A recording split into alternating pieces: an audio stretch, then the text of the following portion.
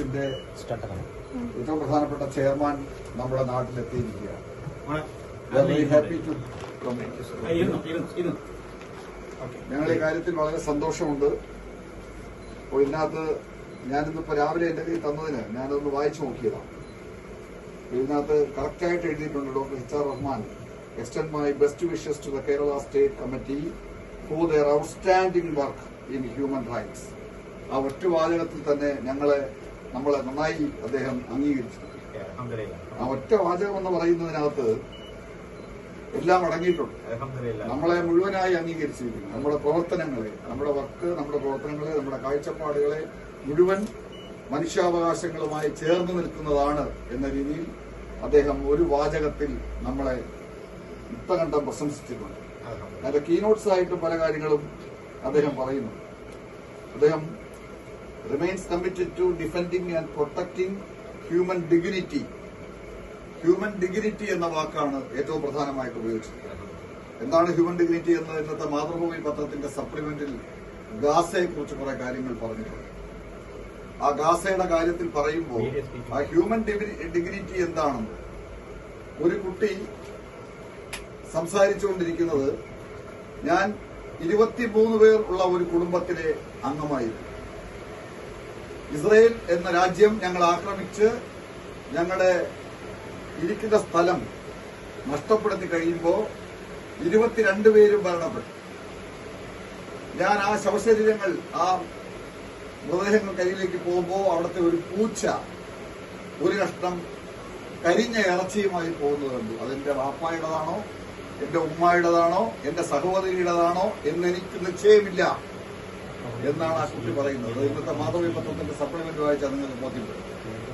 അത് രാവിലെ 6 മണിക്ക് പോയി കഴിഞ്ഞുള്ള സമയത്ത് അത് വായിക്കുമ്പോൾ ഒരു മനുഷ്യന്റെ ഡിഗ്നിറ്റിയെ സംബന്ധിച്ച് ആ ഭൂമിയിൽ എന്തുകൊണ്ട് എന്റെ കുടുംബം ഇല്ലാതായി എന്ന വലിയ ചോദ്യത്തിന്റെ മുന്നിൽ ആരുത്തരം പറയും? അവിടെയാണ് ഹ്യൂമൻ റൈറ്റ്സ് ഓഫ് ഇന്ത്യയുടെ ഏറ്റവും പ്രധാനപ്പെട്ട സ്ഥാനമെന്ന് നമ്മൾ മനസ്സിലാക്കണം. ആ ഡിഗ്നിറ്റി കീപ്പ് ചെയ്യാൻ നമുക്ക് കഴിയണം. നാളെ ഇത് ഇവിടെ ഉണ്ടായില്ല എന്ന് ഇന്നലെ രാത്രി ഇറാനിൽ ഇസ്രായേൽ വീണ്ടും ആക്രമണം നടത്തി. ഇറാൻ തിരിച്ച് ഇസ്രായേലിനെ ആക്രമിച്ചിട്ടുണ്ട്. രാത്രിയാണ് അതൊക്കെ സംഭവിച്ചിരിക്കുന്നത്. അതുകൊണ്ട് ലോകം അറിയുന്നത് രാവിലെയാണ്. ഈ പറയുന്ന കാര്യങ്ങളിൽ ഞാൻ വീണ്ടും അത് വായിച്ചുകൊണ്ട്, ഇവിടെ ഇരുന്ന ഒരു 15 മിനിറ്റ് കൊണ്ട് ഞാനിത് വായിച്ചതാണ്.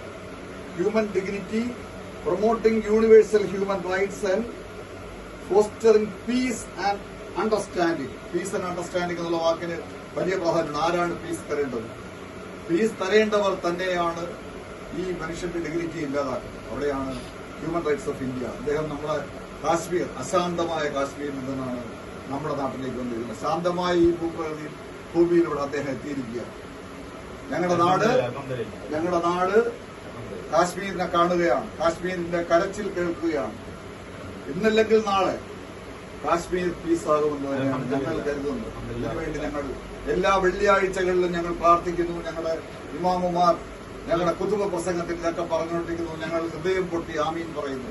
ഗാസയ്ക്ക് വേണ്ടി നമ്മൾ സംസാരിച്ചുകൊണ്ടേയിരിക്കുന്നു, നമ്മൾ പ്രവർത്തിച്ചുകൊണ്ടേയിരിക്കുന്നു. നമ്മൾ എവിടെയും നിരപരാധികളായ മനുഷ്യർ കൊല്ലപ്പെട്ടുള്ളത് ഇസ്രായേലിലാണെങ്കിലും ഫലസ്തീനിലാണെങ്കിലും ഇറാനിലാണെങ്കിലും എല്ലാം പാവപ്പെട്ട മനുഷ്യരാണ് മരണപ്പെടുന്നത്. ഇന്നല്ലെങ്കിൽ നാളെ ഇതിനൊക്കെ ഒരു അറുതി വരുമെന്ന് നമ്മൾ പ്രതീക്ഷിക്കുന്നു. എന്തായാലും again, Mr.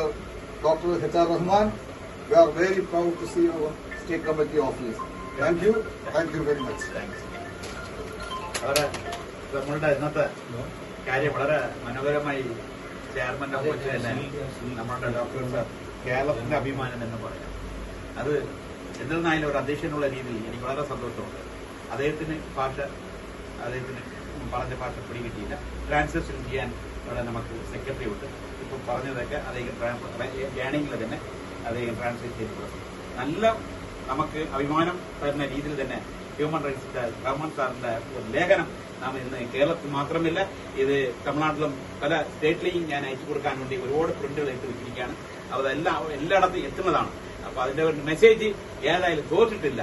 ഈ ജമാഅത്ത് കൌൺസിൽ കേരള ഘടകത്തിന്റെ മെസ്സേജ് ഒരു നല്ല മെസ്സേജ് ആയിട്ട് ഇരിക്കട്ടെ എന്നുള്ള രീതിയിൽ പ്രാർത്ഥിച്ചുകൊണ്ട് അത് നമ്മളുടെ ഓഫീസ് ഇനാഗ്രേഷൻ ചെയ്യാൻ വേണ്ടി എത്തിച്ചേർന്ന നമ്മളുടെ പ്രിയപ്പെട്ട നേതാവ് ഡോക്ടർ HR റഹ്മാൻ സാറിന് നമ്മളുടെ സംഘടനയുടെ രക്ഷാധികാരി തന്നെ പറയാം. നമ്മളുടെ ഡോക്ടർ സാദ് സാർ. അത് ഡോക്ടർ സാദ് സാർ അദ്ദേഹത്തിനെ സ്വീകരിച്ചുകൊണ്ട് അദ്ദേഹത്തിന് ഇരിക്കാൻ വേണ്ടി സാറൊക്കെ ചെയ്യും. അത്